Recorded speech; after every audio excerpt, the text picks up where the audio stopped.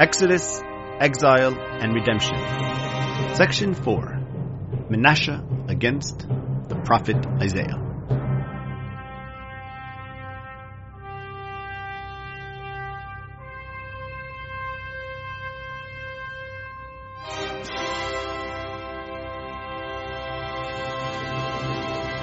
Chapter 4. Where Redemption Lives.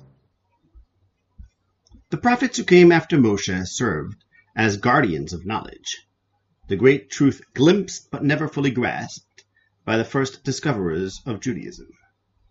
Their vivid visions preserved the project initiated by the Torah, sustaining its demand for divine understanding, even while that understanding remained out of reach. For knowledge of Hashem was sought by Moshe, but denied him. No man shall see me and live. Exodus 33:20. The Torah's highest ideal is unattainable, but only for now. That limitation is temporary. It holds only until that darkness is removed from there at the end of days, when Hashem will be known and the Torah will reach its full realization. What then in the interim? Should we simply wait for the veil to lift? Can we live in silent darkness until we might know? Manasseh says we must. The prophets say we dare not. The Torah's command is eternal and unchanging. Hashem must always be served. For only by holding on to the Torah's core message, even when it is veiled, might we one day attain true knowledge of Hashem. We must serve Hashem even though he is unknown, and for that to happen, some kind of knowledge must take shape. Otherwise, man's fierce desire to know will drive him to serve other gods. The knowledge sought requires a form even before it is known in truth, one that is not Moshe's, for his definition of knowledge cannot reach God. Thus arises the knowledge of the prophets, mandated by the Torah itself. A provisional form, yes, but a true and holy one. It is not the final vision, but a prefiguration of it, a foreshadowing that already partakes in the truth it anticipates. The knowledge that lives in the mouths and hearts of the prophets, however partial, must be continuous with the final knowledge that will be revealed. There can be no rupture between the age of vision and the end.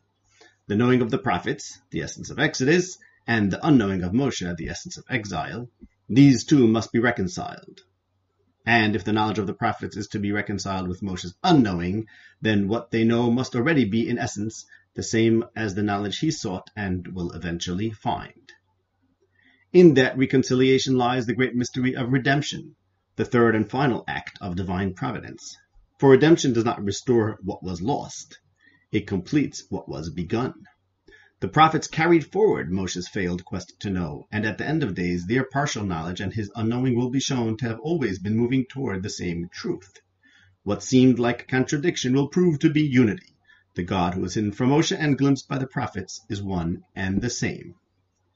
This is why we say, Hashem, our God, Hashem is one.